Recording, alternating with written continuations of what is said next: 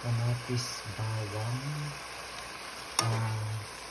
Dinudurog ko siya para masarap, malasa.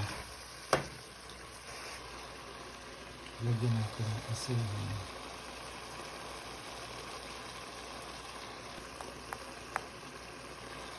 Pangitang durog.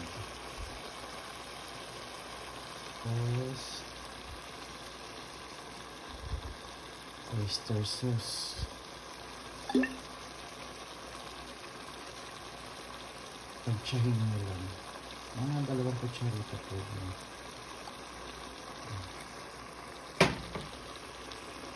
Tapos haluin.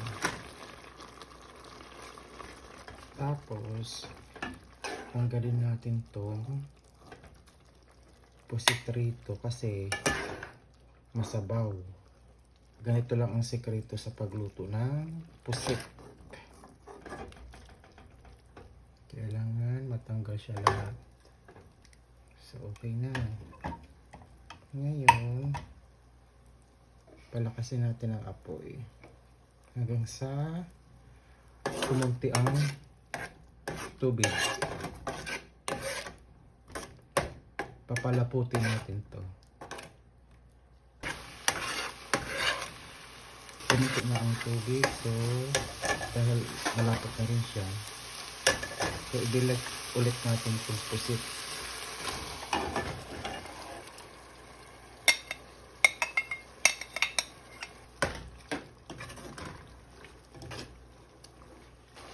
Takpan lang natin ng ilang minuto.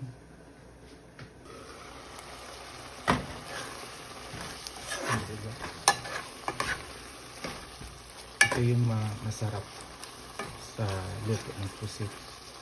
So ganito lang ang sikreto kung paano lutuin ang pusit. Promise masarap siya.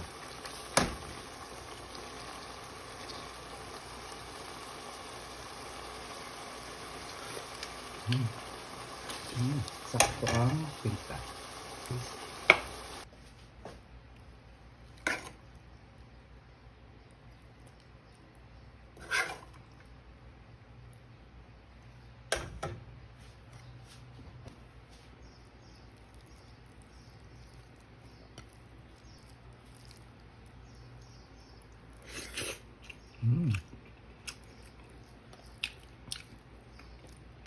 Sarap.